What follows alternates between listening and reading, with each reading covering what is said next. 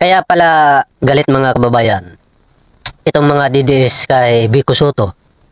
Kasi nga po, ayon sa survey ng Tanggere to ay halos pumantay na po si Sara Duterte at Vico Soto sa kanilang percent. Si Sara, 36, si Vico, 35%. Kaya binabakbakan ngayon ng binabakbakan itong si Vico Soto ng mga DDS. Lalong-lalo na, ito na mga babae lalo na dahil ang kanyang tito na si Tito Senador Tito Soto ay nagpapanukala na dapat daw gawin 35 years old imbes na 40 ang magiging ang pwede tumakbo sa pagka-presidente. Isa-isa natin mga kababayan. Yung batas na yan na 35 years old na pwede na tumakbo sa pagka-presidente, pabor ako dyan. Bakit? Kasi kung maghihintay pa tayo ng 40, diba? Wala talaga magiging bata na presidente. At sasamantalahin po yan ng mga matatanda. Ang bata po, mga babae, halimbawa, ayan, bigyan ko na kayo ng example na pwede maging presidente ng mga bata, na mga sikat.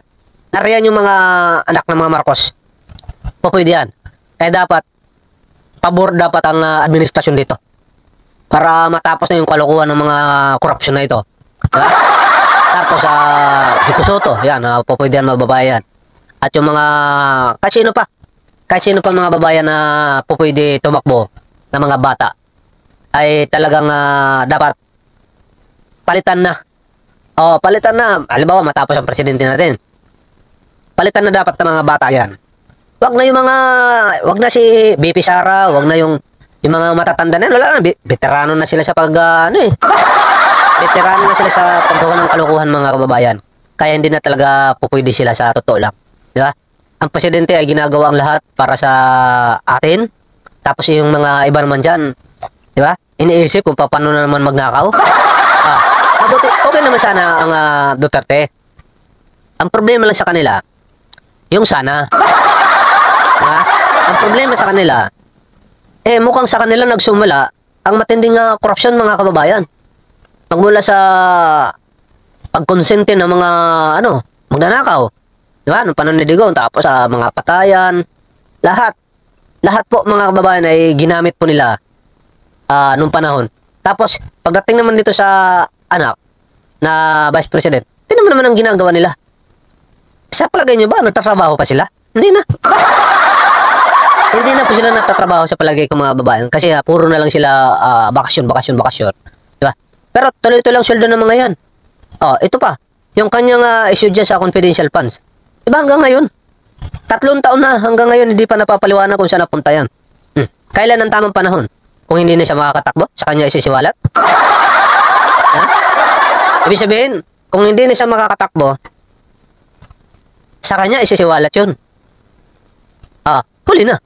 Paano pa natin ma-aksyonan ang mga problema na yan na isasiwalat mo kung huli na dahil hindi ka na makakatakbo pa? Halimbawa, ma-impeach ka. Ano na yung kasi? Okay. Balik tayo dito sa topic natin mga kababayan. Kung bakit galit na galit itong mga DDS kay Vico Soto. Papakita ko lang sa inyo itong bagong survey mga babayan ng Tanggere. Ito po, nakalagay kasi dito mga kababayan sa bagong survey ng nakalagay dito 2028 Presidential Preferential Survey. Sasya natin ayan. Kita nyo? Ayan Ang nangunguna dito, nakakuha po dito si Vice President Sara ng 36%. At sinundan po siya mga kababayan ni Vico Soto. Nakakuha po si Vico Soto mga kababayan ng 34%. Talagang dikit at dikit si Vico Soto. Samantala, dati hindi naman ito sinasama sa survey. Diba? Pero magtataka ka ngayon, bigla po siyang lumagpas dito kaila Lene Robredo, kaila Rapi Tulfo, kaila Chis Escudero, wala Alright? Ngayon, si Vico Soto na po mga kababayan ang pantapat dito kay Vice President Sara. Kung sakasakali hindi po ito makukulong at hindi po ito mai-impeach. Kung kapag nagtuloy-tuloy po ito, halimbawa, kasi si Vico Soto sa 28, 39 pa lang siya eh. Halimbawa, maipasa itong gagawing batas ni Senador Tito Soto na ibaba sa 35 years old ang pwede tumakbo sa pagka-presidente. May pag-asa po ito si Vico Soto na makasali sa 2028. At kapag nangyari yan, iyak lalo ang mga DDS dito. Sobrang dami po ang sumusuporta mga kababayan dito kay Vico Soto kaysa kay Vice President Sara.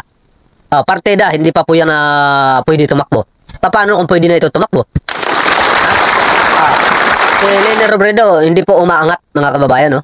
Hanggang 10% pa rin. Bumaba pa nga siya kasi dati 13% eh. Nung unang nung nakaramuan. Si Rapital po bumaba rin. Ano to eh, 10% to eh. Ngayon 6% na lang. Undecided, 6%. Mas marami pa yung undecided kaysa dito kila Escudero.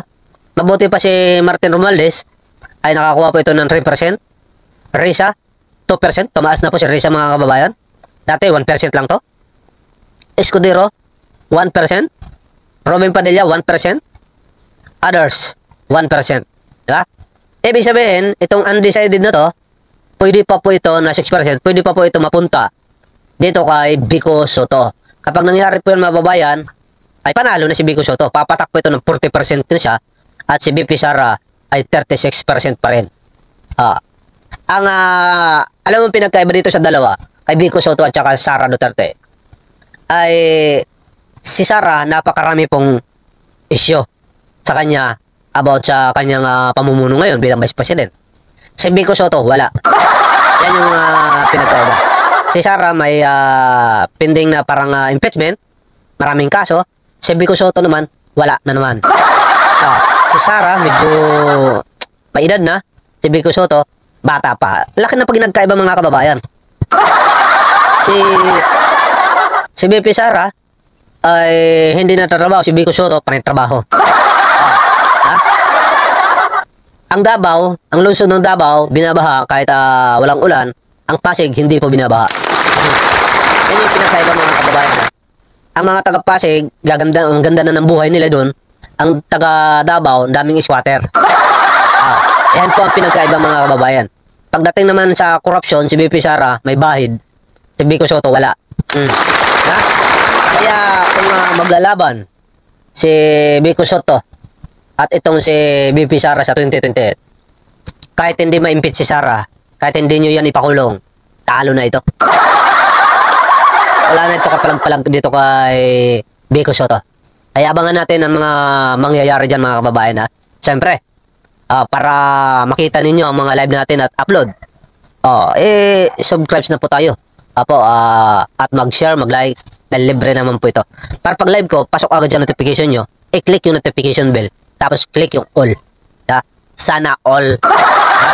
Alright mga kababayan, salamat. Mabuhay ang bagong Pilipinas.